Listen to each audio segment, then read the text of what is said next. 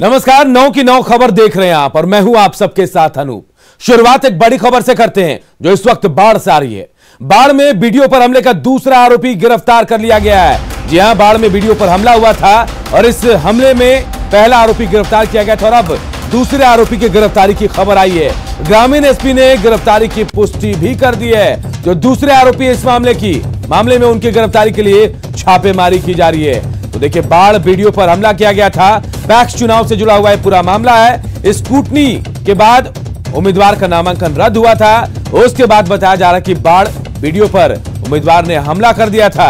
इस हमले में वीडियो को काफी चोट आई है।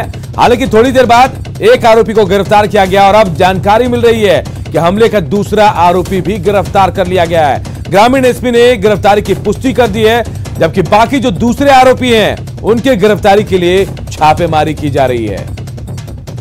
और अनिरुद्ध हमारे सहयोगी हमारे साथ फोन लाइन पे जुड़े हैं। अनिरुद्ध, कौन है लोग जिनकी गिरफ्तारी हुई है? क्या नाम का खुलासा हो पाया? देखिए अनूप, बता दो कि कल शाम को जब वीडियो अपने कार्यालय से निकल रही थी तो उनके ऊपर जानलेवा हमला हुआ। वीडियो ने 4 से 5 लोगों को लिखित दिया, जिसमें एक सरपंच का नाम आ रहा है। तो अभी ग्रामीण एसपी ने पुष्टि की, हालांकि नाम हम पूछा कि सरपंच या बबलू यादव है, तो नाम का खुलासा उन्होंने नहीं किया। लेकिन कहा कि दूसरा आरोपी कल रात में छापेमारी के दौरान गिरफ्तारी हुई है। 2 से 3 और आरोपियों की पहचान हुई है, इसको गिरफ्तारी करना है। लगातार छापेमारी चल रही है। अनूप, अनिरुद्ध, थोड़ी हैरानी भी होती है कि इस मैच स्कूटनी में नामांकन रद्द होने के बाद ये जो उम्मीदवार हैं पैक्स के, वो इस तरह की हरकत कर रहे हैं। अगर ये चुन लिए जाते हैं तो क्या करते हैं, ये समझने वाली बात है। जी बिल्कुल, देखिए आप खबर के तह में जाए कि ये कल दिन से ही, कल करीब 12 से 2 बजे के बीच में ही ये घटनाक्रम को रंग देने का तैयारी किया गया था। पूरा प्री प्लान था, लेकिन किस कारण वो दिन में नहीं हुआ और लोग इंतजार किए कि शाम में जब वीडियो अपने कार्यालय से निकलेंगी तब ये घटना को अंजाम दिया जाएगा।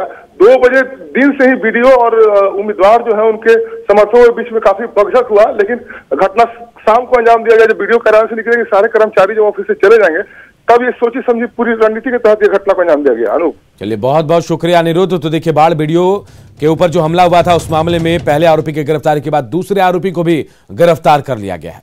बढ़ते आगे और बात मुजफ्फरपुर की।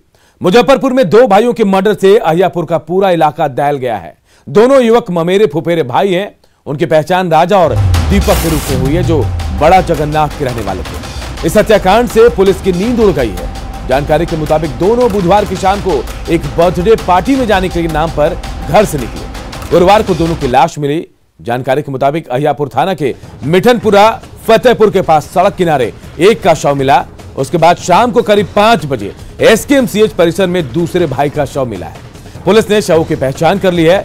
मृतकों में से एक के गले और चेहरे पर जख्म के निशान हैं, तो दूसरे के गले में फंदा लगा हुआ था।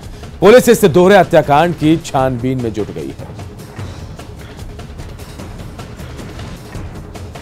युवक था, उसको भी गला में चाकू था या गोली था, ऐसा स्पष्ट नहीं हुआ है, लेकिन वह हत्या ही था। उसको फिर थाना के द्वारा उसको गश्ती पार्टी या एम्बुलेंस से उसको ले गया डेड बॉडी को। यह घटना हत्या ही है, दोनों का हत्या ही है। अगर देखें यहाँ पे तो लावारिस अवस्था में इस तरह का बॉडी मिला है और हम मुखिया जी को भी इस फोन पर इस प्रकार सूचना दी है। शायद उन्हीं के माध्यम से थाना पे इंफॉर्मेशन स्थिति लग रही है। देखने से स्थिति उसके सामने अगर आप देखते हैं तो एक वायर लगा हुआ है गला में और इससे तो लग रहा है कि उसको फंदा लगाया गया है। जी जी। तो देखिए, मुजफ्फरपुर में ममेरे फुफेरे भाइयों की हत्या कर दी गई है। पूरा इलाका दहल गया है अहियापुर का। सुधीर हमारे सहयोगी हमारे साथ फोन लाइन पे जुड़े हुए हैं। सुधीर, दोनों भाइयों का शव जो अलग अलग जगह से मिला है, यानी कि इस घटना को अंजाम दिया गया सोची समझी साजिश के तहत और काफी वक्त लगा है। हाँ जी बिल्कुल, ये दोनों के शवों को लगभग 3 किलोमीटर की दूरी पर अलग अलग रखा गया था और हत्या का जो तरीका है वो एक है, गला घोट कर पहले दोनों का तार से गला घोटा गया और उसके बाद फिर चाकू भी मारा गया। तो ये सोची समझी साजिश के तहत उन दोनों की हत्या की गई है। दोनों भाई ममेरे फुफेरे भाई थे और इस मामले में मृतक के पिता ने गाँव के ही 2 युवकों के ऊपर आरोप लगाया है, नामजद प्राथमिकी दर्ज कराई है और ये दोनों कुछ दिन पहले ही जेल से छूटे थे। इनके क्रियाकलाप अच्छे नहीं थे। एक बात यह भी बताई गई कि बाइक से टकराहट का विवाद भी चल रहा था इन दोनों का, उन दोनों युवकों से। तो रोड रेज में भी हत्या की बात बताई जा रही है, परिजनों का आरोप है। तो पुलिस अभी तक इस मामले में खामोश है, क्योंकि सुबह में एक डेड बॉडी मिला, शाम में एक डेड बॉडी मिला 3 किलोमीटर के अंतर पर और दोनों का कनेक्शन देर शाम होते होते स्थापित हो गया कि दोनों भाई। तो ये जो घटना है पुलिस के लिए चुनौती है, जवाब नहीं दे पा रही है। अभी तक किसी की गिरफ्तारी नहीं हुई है। नामजद प्राथमिकी दर्ज होने के बाद दोनों आरोपी फरार हैं। पुलिस छापेमारी की बात कर रही है, लेकिन अभी तक किसी की कोई गिरफ्तारी नहीं हुई है। और दोनों ही भाई 20 साल और 16 साल के भाई थे। उनकी डबल मर्डर से अहियापुर में काफी दहशत का माहौल है। जी बहुत बहुत शुक्रिया सुधीर। तो देखिए, मुजफ्फरपुर के अहियापुर में 2 भाइयों की मर्डर से सनसनी फैल गई है। दोनों भाई ममेरे फुफेरे भाई बताया जा रहे हैं दोनों, और एक बर्थडे पार्टी पर जाने के लिए घर से निकले थे, लेकिन वापस वो घर नहीं लौटे। दोनों का शव अलग अलग जगहों से मिला है। हालांकि इस मामले में परिवार वालों ने 2 नामजद लोगों के ऊपर FIR भी दर्ज करा, लेकिन उनकी गिरफ्तारी अब तक नहीं हो पाई। गोपालगंज के बरौली में उस वक्त अफरा तफरी मच गई जब कुछ अपराधियों ने एक शिक्षक को चाकू मारकर घायल कर दिया। साइकिल से धक्का लगने के विवाद में शिक्षक को चाकू मारा गया। घायल शिक्षक कोचिंग बंद कर देर शाम साइकिल से अपने घर लौट रहे थे, तभी अज्ञात युवकों ने उसे चाकू मारा है। घटना बरौली बाजार की है। पीड़ित शिक्षक का नाम अभय कुमार मिश्र है। घायल शिक्षक को स्थानीय लोगों ने गोपालगंज सदर अस्पताल पहुंचाया है, जहां से उन्हें गोरखपुर रेफर कर दिया गया है। पुलिस फिलहाल पूरे मामले की छानबीन कर रही है। मास्टर हैं और पढ़ा के आ रहे थे, उसी में अचानक एक बार स्कूल से निकल रहे थे, अचानक आया, एक बार चाकू मार के चला गया। बेटा के गुलमीचक इलाके में एक युवक की हत्या कर दी गई। मृतक का नाम विजय साव बताया जा रहा है। बताया जा रहा है कि पहले चोरी का आरोप लगाकर उसकी पिटाई की गई और उसके बाद उसे जहर दे दिया गया। हत्या का आरोप 5 लोगों पर लगा है। बाद में शव को बाहर फेंक दिया गया। विजय साव मजदूरी करता था और मोबाइल चोरी का आरोप लगाकर उसकी हत्या की गई।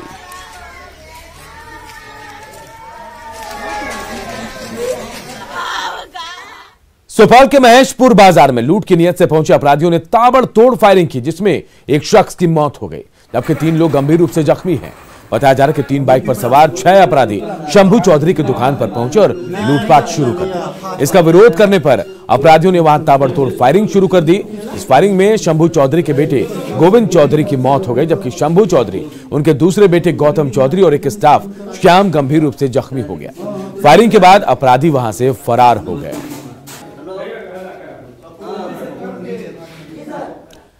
बिहार में अवैध शराब के सबसे बड़े सिंडिकेट का सरगना अजीत खलीला गिरफ्तार हो गया है।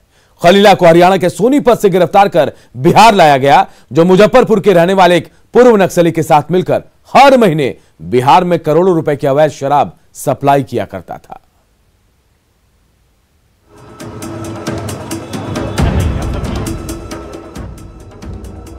नाम अजीत खलीला, पेशा हरियाणा में शराब का बड़ा कारोबारी, आरोप बिहार में शराब की तस्करी। लाल जैकेट वाला यही शख्स बिहार में लाल पानी यानी शराब के काले खेल का किंग बनकर करोड़ों की कमाई कर रहा था। ये तस्वीरें तब की हैं जब गुरुवार को बिहार पुलिस की टीम अजीत खलीला को हरियाणा के सोनीपत से गिरफ्तार कर पटना लेकर पहुंची। खलीला के हरियाणा में शराब के 10 बड़े ठेके हैं और आरोप है कि वहीं से ये हर महीने बिहार में 20 ट्रक अवैध शराब की सप्लाई करता था। इन लोगों का व्यापार वहां हरियाणा से सप्लाई करते थे और जो ये अजीत सिंह है, ये वहां का शराब, बहुत बड़ा शराब का कारोबारी है। इसकी करीब 8-10 दुकानें चलती हैं। अजीत सिंह एंड कंपनी के नाम से इसका सिंडिकेट है। ये पिछले 15 सालों से शराब के कारोबार से जुड़ा हुआ है और कुछ दिन पहले इसके ऊपर हमला भी हुआ था। इस सिलसिले में इसको 2 सुरक्षाकर्मी भी इसकी सुरक्षा के लिए मिले हुए थे। अवैध शराब के खेल में खलीला का नाम तब सामने आया था जब कुछ दिन पहले गोपालगंज पुलिस ने शराब से भरी एक एम्बुलेंस बरामद की थी। शराब के साथ पकड़े गए 2 तस्करों से पूछताछ के बाद पुलिस ने पहले मुजफ्फरपुर के रहने वाले एक पूर्व नक्सली सुरेश सहनी को गिरफ्तार किया, जो खलीला से शराब खरीद कर बिहार के कई जिलों में सप्लाई करता था। एक तरह से जो सबसे बड़ा सप्लायर था अजीत सिंह, जो कि खलीला पानीपत हरियाणा का रहने वाला है, उसकी गिरफ्तारी कल पानीपत से हुई है। इसके पूर्व में भी उसी ग्रुप के सुरेश सहनी, जो कि पूर्व नक्सली रहा है, और उसका एक रिश्तेदार मुन्ना महतो और भूपेंद्र उर्फ भुप्पी, जो अजीत सिंह के साथ सप्लाई का काम करता था, उसको हम लोग पहले भी गिरफ्तार कर चुके हैं।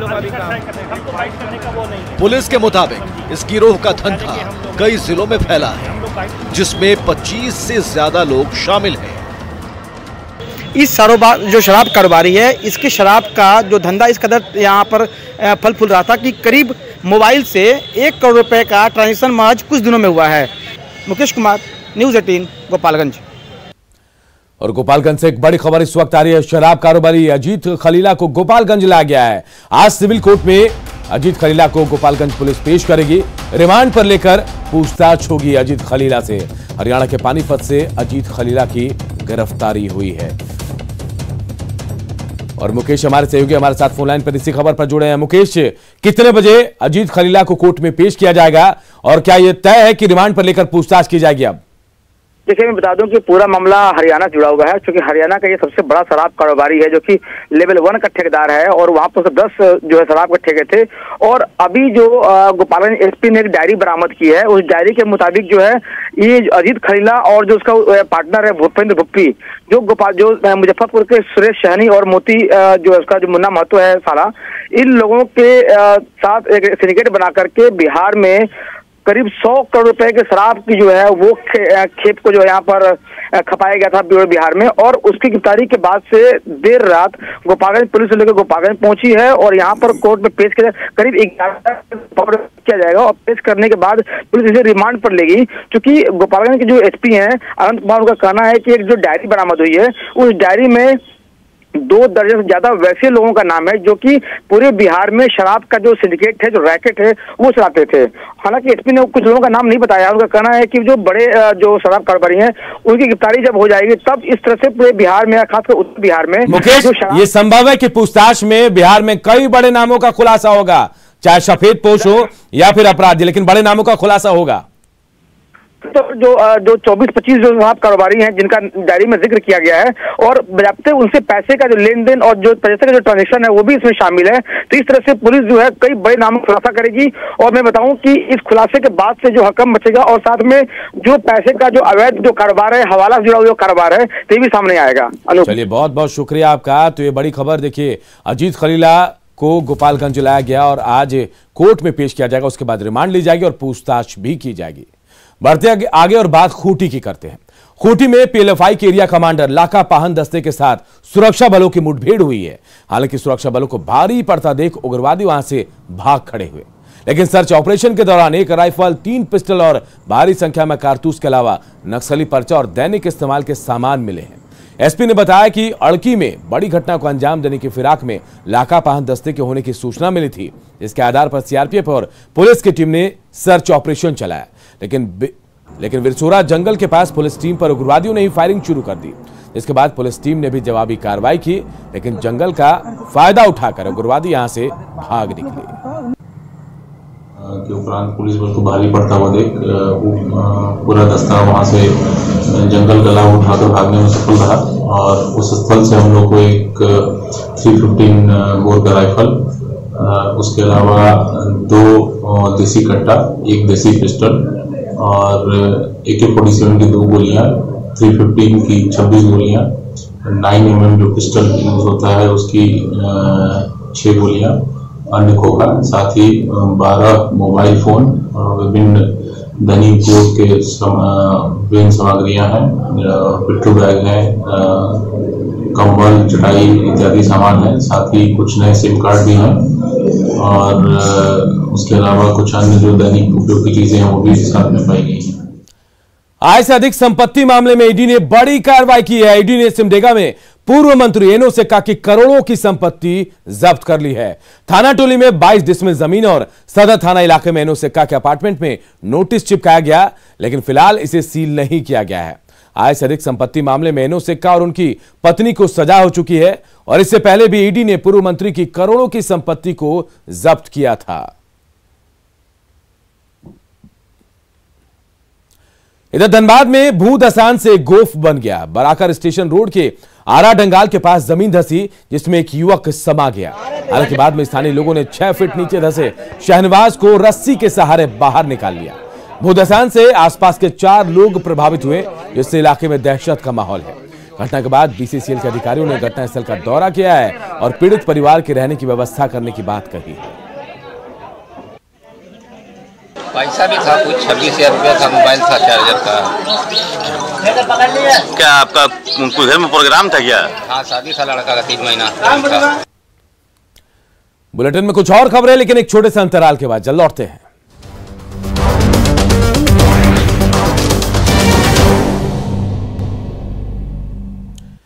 चारा घोटाले में सजायाफ्ता आरजेडी अध्यक्ष लालू प्रसाद के लिए आज का दिन बेहद अहम है। आज झारखंड हाईकोर्ट में लालू प्रसाद के जेल मैनुअल उल्लंघन मामले की सुनवाई हुई। जेल मैनुअल उल्लंघन मामले में सरकार की ओर से जेल से बाहर रहने वाले कैदियों के लिए जारी एसओपी भी जेल आईजी को पेश करना है। इस पर गृह विभाग को भी शपथ पत्र दाखिल कर बताना है कि इस एसओपी को कब मंजूरी मिलेगी। इसी के साथ लालू प्रसाद की मेडिकल रिपोर्ट भी रिम्स की ओर से कोर्ट में पेश की जानी है। तो लालू प्रसाद के लिए आज का दिन बेहद अहम। जेल मैनुअल उल्लंघन मामले में आज सुनवाई होने वाली है और हमारे सहयोगी संजय सिन्हा हमारे साथ इसी खबर पर सीधे जुड़ गए हैं। संजय, लालू प्रसाद के लिए आज का दिन कितना अहम माना जाए?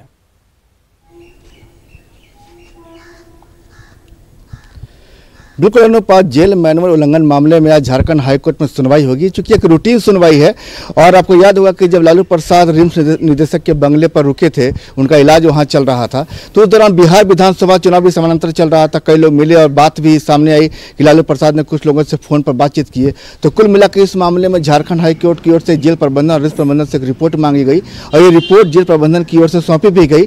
लेकिन आज जो जेल मैनुअल उल्लंघन मामले में जो हाईकोर्ट में सुनवाई होगी, उसमें दरअसल ये होगा कि वास्तव में ये जो सुनवाई होगी उसका पालन किस तरह किया जाएगा जेल मैनुअल उल्लंघन मामले का जेल प्रबंधन की ओर से। क्योंकि एक पालन बड़ी जिम्मेदारी है, पालन जब होता है तभी सही तरीके से आप कर सकते हैं कि किसी सजायाफ्ता कैदी का इलाज भी अगर उस दौरान कहीं अस्पताल में चल रहा हो तो संभव हो पाता है। तो एक पालन कैसे होगा जेल मैनुअल उल्लंघन मामले में जेल प्रबंधन की ओर से, इस पर आज दरअसल सुनवाई होना है। और जहां तक बात है कि लालू प्रसाद इस समय दिल्ली में इलाज करा रहे हैं, तो चूंकि लालू प्रसाद नहीं है और कुछ समय बाद उनका जो है दुमका ट्रेजरी जमानत मामले में भी उनकी सुनवाई होनी है। जब वो आएंगे वहां पर, उस समय जो सुनवाई विवेक क्लियर हो चुका है कि सुनवाई के दौरान लालू प्रसाद जी का यहाँ रहना जरूरी नहीं है यहाँ पर, और जब भी सुनवाई होगी वो कहीं भी रह सकते हैं। इलाज के दौरान फिलहाल दिल्ली में है, तो एक ये भी कहा जा रहा है कि जब लालू प्रसाद जी दिल्ली में है तो यहाँ पर जब आएंगे तो सुनवाई के दौरान वो नहीं भी रह सकते हैं। तो जेल मैनुअल उल्लंघन का जो मामला है वो कितना फिट होता है, ये देखने वाली बात होगी। अनूप, चलिए संजय, आप नजर बनाए रखिए, हम आगे भी आपसे अपडेट इस मामले में लेते रहेंगे। बढ़ते आगे और बात झारखंड में हेमंत सोरेन कैबिनेट के दूसरे विस्तार की करते। तो आज हेमंत सरकार में कैबिनेट का दूसरा विस्तार होना है। दिवंगत मंत्री हाजी हुसैन अंसारी के बेटे हफीजुल हसन आज मंत्री पद की शपथ लेंगे। दोपहर 12 बजे राजभवन के बिरसा मंडप में शपथ ग्रहण समारोह होगा। राज्य में ऐसा 15 साल बाद हो रहा है जब बिना विधायक बने ही किसी को मंत्री बनाया जा रहा है। इससे पहले हम आपको याद दिला दें कि साल 2006 में मधु कोड़ा सरकार में भानु प्रताप शाही के पिता हेमेंद्र प्रताप देहाती को बिना चुनाव लड़े ही मंत्री बनाया गया था। अभी झारखंड कैबिनेट में जेएमएम के 5 और कांग्रेस कोटे के 4 मंत्रियों के साथ आरजेडी कोटे से 1 मंत्री भी है, जबकि सरकार में अधिकतम 12 मंत्री बन सकते हैं। आपको बता दें कि मधुपुर सीट से विधायक और तत्कालीन अल्पसंख्यक कल्याण मंत्री हाजी हुसैन अंसारी का पिछले साल 3 अक्टूबर को निधन हो गया था, जिसके बाद से मधुपुर सीट खाली है। उम्मीद जताई जा रही कि मंत्री बनने के बाद हफीजुल मधुपुर से चुनाव लड़ सकते हैं, क्योंकि मंत्री पद की शपथ लेने के 6 महीने के भीतर ही सदन का सदस्य बनना पड़ता है। लेकिन इधर देखिए, मधुपुर सीट पर आरजेडी ने भी अपना दावा ठोका है। रामगढ़ में बीडीओ वेनी रिंकू कुजूर के फर्जी हस्ताक्षर से 78 लाख से ज्यादा का अवैध निकासी का मामला सामने आया है। क्लोन चेक के जरिए छत्तीसगढ़ के रायपुर और बिहार के बेगूसराय के बैंक खाते में राशि ट्रांसफर हुई। इसे लेकर बीडीओ ने मामला दर्ज करा दिया, जिसके बाद एसडीओ और बैंक के बड़े अधिकारियों ने जांच शुरू कर दी। डीसी ने भी पूरे मामले की जानकारी ली है। बैंक अधिकारी का कहना है कि रकम जिस वक्त ट्रांसफर हुई उस वक्त मैनेजर नहीं थे। वहीं बैंक के कर्मचारियों की मिलीभगत की जांच भी की जा रही है। कि जब मेरे संज्ञान में आया, ठीक है, हमने डिटेल्स लेके कल एफआईआर कर दिया है रात में और जांच अब हो रहा है उस पर। चेक पे फ्रॉड करने की कोशिश की गई है। हमें ऐसा संदेह है कि वो क्लोनिंग ऑफ चेक का मामला है, क्योंकि जो चेक इशू हुई है वो ओरिजिनल चेक अभी हमारे बीडीओ ऑफिस में ही है। चेक क्लियर हो गया है 3 जगह पे। हम लोग इंटरनल इन्वेस्टिगेशन कर रहे हैं कि कैसे हुआ है। क्योंकि जो ब्रांच चेक क्लियर की है उन लोगों ने कहा है कि चेक ओरिजिनल है, बिल्कुल ओरिजिनल जैसा लग रहा है, सिग्नेचर भी वैसा ही है।